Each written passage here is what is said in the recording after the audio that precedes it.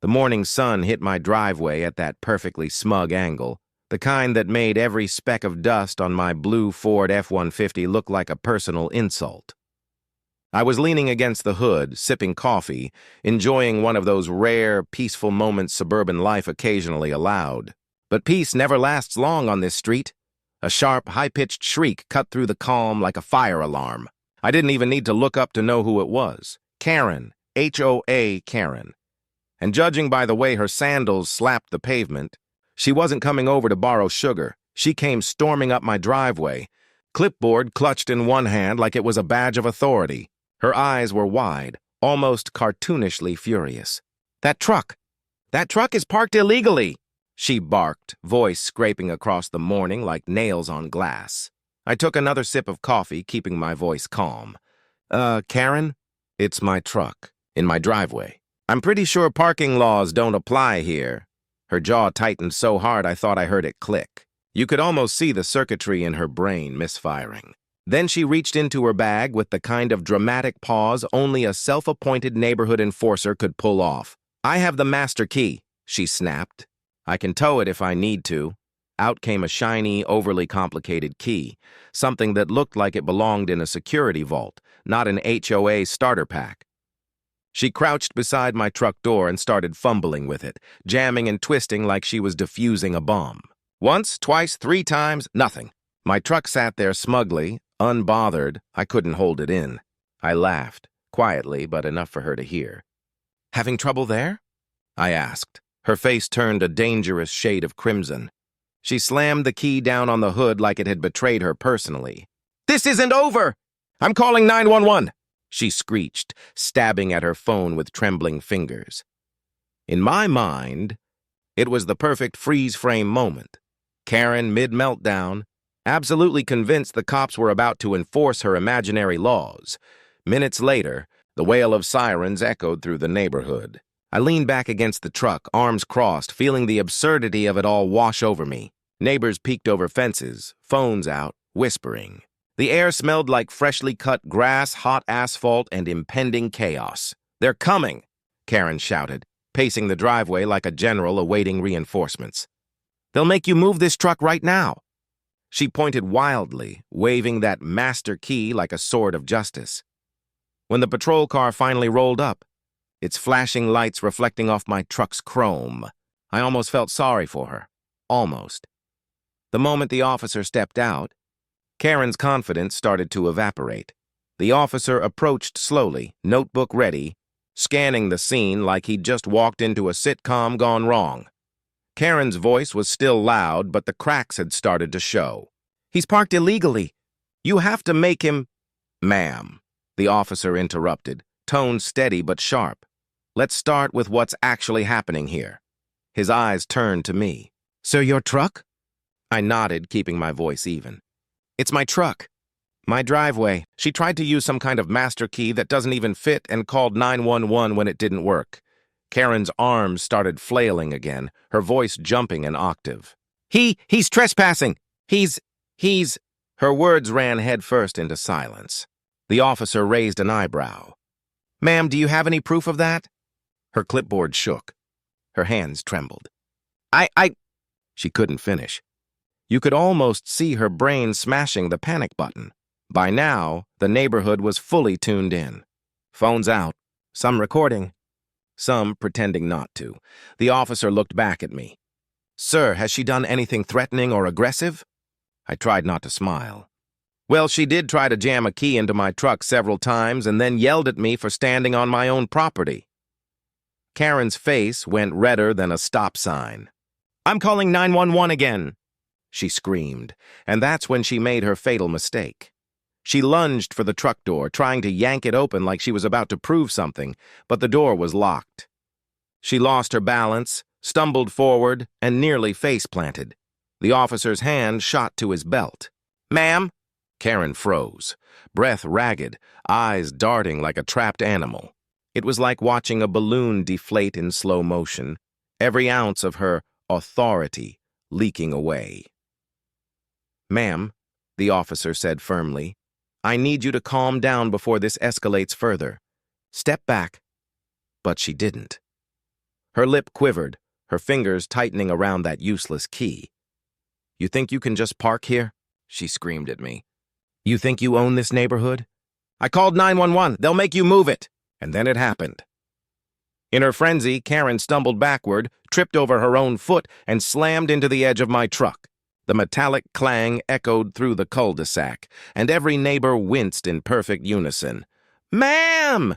the officer barked, stepping in to stop her, but she kept flailing, wild, red-faced, gasping for control she no longer had. He's breaking the rules," she yelled, tears welling in her eyes. The defiance was still there, but now it was tangled with panic and humiliation. The officer moved quickly, voice low but final. "Ma'am, you're under arrest for disorderly conduct and resisting an officer." The sound of handcuffs clicking tight filled the air. Karen shrieked, high, furious, helpless. "This is my neighborhood." "You can't do this!" But the words died behind the metal cuffs. She struggled, twisting, her pride dissolving under the flashing red and blue lights. It was surreal. The self-proclaimed queen of the HOA, reduced to a trembling, cuffed mess in front of her entire audience. I couldn't help it. I laughed.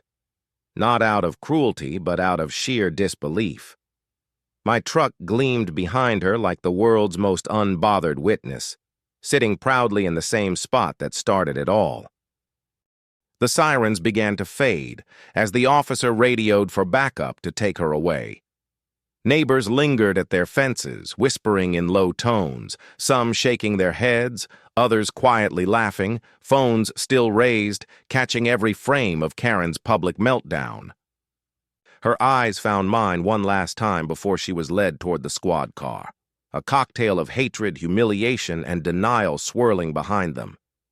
Even as she ducked into the back seat, handcuffed and seething, that look said everything. This wasn't over. As the vehicle rolled off, sirens echoing into the distance, I could already feel it. The gossip, the replayed videos, the endless group chats. The neighborhood would be buzzing for weeks. But beneath all that noise was something unexpected. Relief. Disbelief. And just a tiny spark of satisfaction. For about 30 seconds, I thought it was finally over. Then I heard it. A faint sound near the edge of my driveway. Something about it made me freeze. The chaos, it seemed, wasn't done with me yet. I leaned back against my truck, rubbing my temples, trying to let the adrenaline wear off. Across the street, a few neighbors were still chuckling, reviewing their phone footage like they'd just captured an award-winning scene. The officer stayed behind a few minutes longer, scribbling notes, occasionally glancing up at me. "Sir," he said, "you did the right thing staying calm. Could have gone a lot worse." I nodded, still half expecting Karen to reappear, clutching that ridiculous master key like a sword of suburban justice. My phone buzzed. A text from a neighbor. "Did you see her face?" Priceless. She's probably plotting revenge. I laughed, but the sound came out tight. Because he wasn't wrong. Karen's brand of persistence was infamous. You don't just cuff a Karen and expect the credits to roll. A few hours passed. I tried to settle, back into normal life, grinding coffee beans, checking emails, pretending my pulse wasn't still pounding from the morning's chaos. But then came the knock. My heart skipped. I peeked through the window, expecting maybe a curious neighbor. Instead, standing on my porch, was the HOA's vice president, a man who looked like he hadn't slept since the incident. "Evening," he started carefully.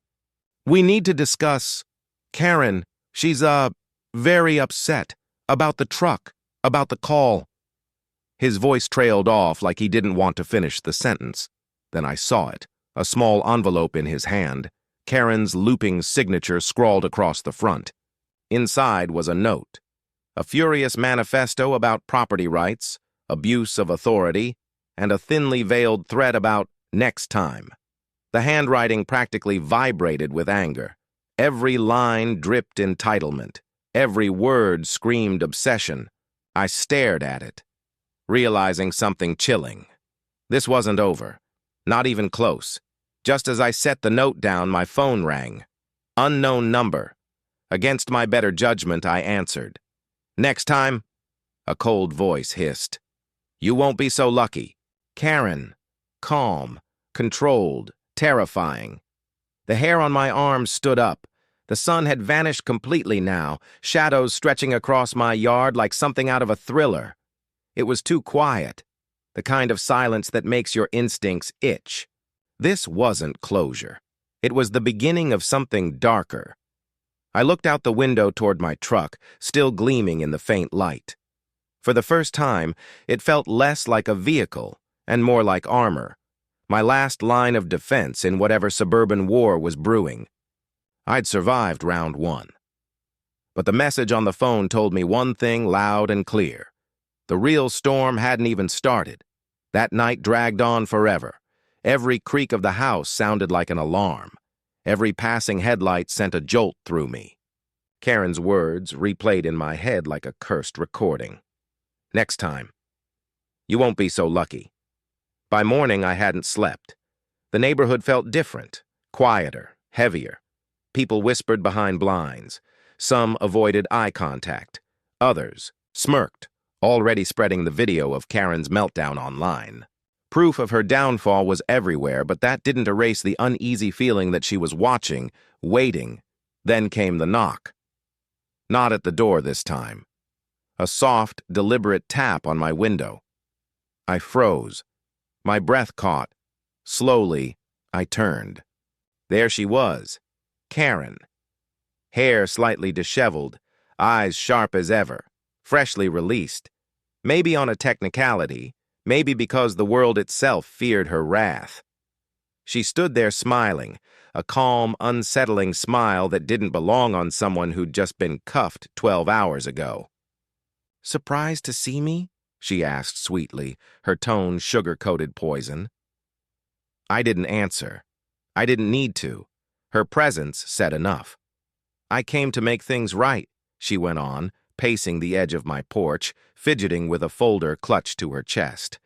But her eyes told a different story. They scanned my truck, my driveway, my yard, not out of curiosity, but calculation. She wasn't apologizing. She was gathering intel. Before I could speak, she straightened up, folding her arms. You may have won this round, she said, her voice icy now, but don't think HOA rules can't be enforced in other ways. She smiled again, that half-smile of someone who still believed she was untouchable. I finally spoke, keeping my voice steady. Karen, I'm not afraid of the rules you invent. You tried your key. You called the cops. You ended up in cuffs. It ends here.